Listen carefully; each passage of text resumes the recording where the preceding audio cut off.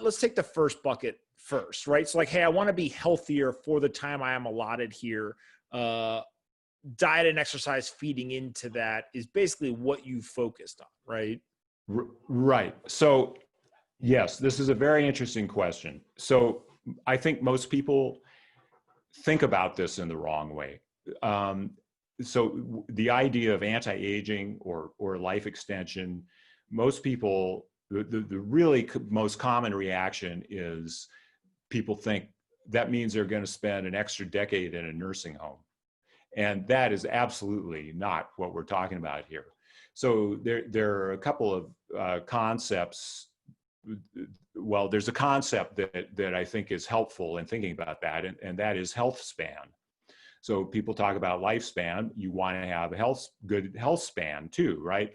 The typical way that people live now, that somewhere in middle age they develop some health problems and they gradually go downhill for a long time, for decades, until finally they get to the end of the road. Ideally, you would want, I mean, we know we're all going to get to the end of the road someday, but ideally you want to be as healthy as possible while you're doing it, so that any diseases that come along, they only come along at the end of life. And that pattern is, in fact, what you see in a lot of very long-lived people. They're quite healthy until 100 or something like that, and then they come down with something, and then that's it.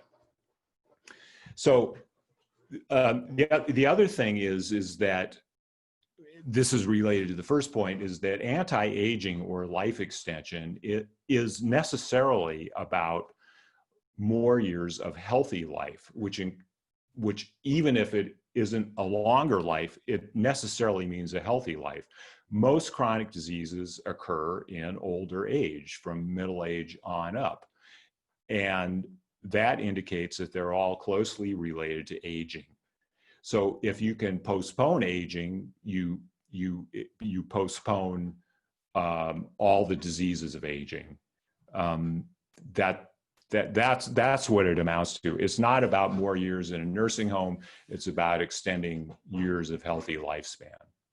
And would it be fair to say that if you had to choose one or the other, health or diet versus exercise, for most people, the simplest thing that would have the biggest impact is actually the diet side rather than the exercise side?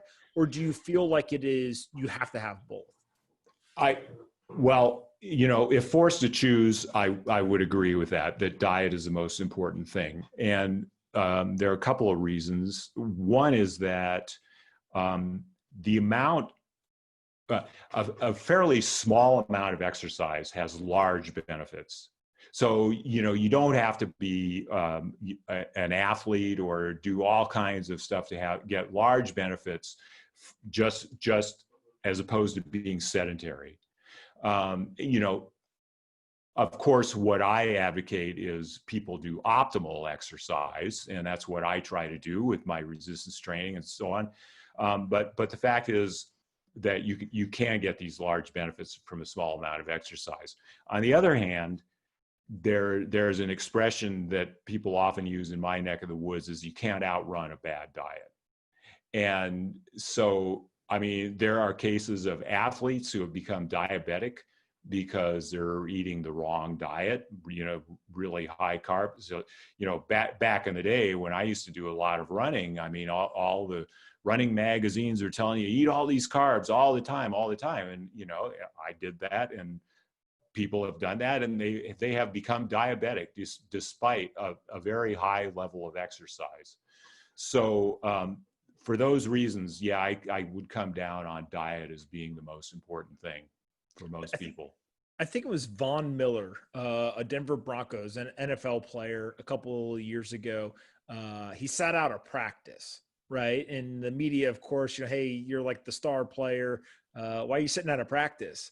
And he very kind of embarrassingly went in front of the cameras, and he said something to the effect of, I had mozzarella sticks yesterday. And the quote he used was, that's like putting regular gas in a Ferrari. right? It just does. It's just going to screw it up. And so he was basically saying, look, you know, I felt sick because I eat so healthy. I'm such this like, you know, elite athlete. And then I ate some shitty food. And next thing you know, like literally I missed practice the next day. And, you know, look, that's not going to happen to everyone every single time, whatever. But it was just very, very kind of illuminating, I think, when I heard him say that. I said, look, the guy's super in tune with his body. And obviously it had an impact for an NFL player to miss a practice simply because of something he ate, you know, the day before, the night before. Absolutely. I mean, those guys need to be careful with what they eat, and I think most of them are. I've read a lot about Tom Brady and his diet, and he's very, very careful about it. So it's very important, even at a high level of exercise. You know, there are some exceptions, and maybe, you know, for short periods of time, like the swimmer whose name escapes me at the moment, the Olympic medalist who is supposedly eating 12,000 calories a day. And so, you know, maybe he can get away with that for a short period of time. But, you know, this phenomenon is real about not being able to outrun a bad diet.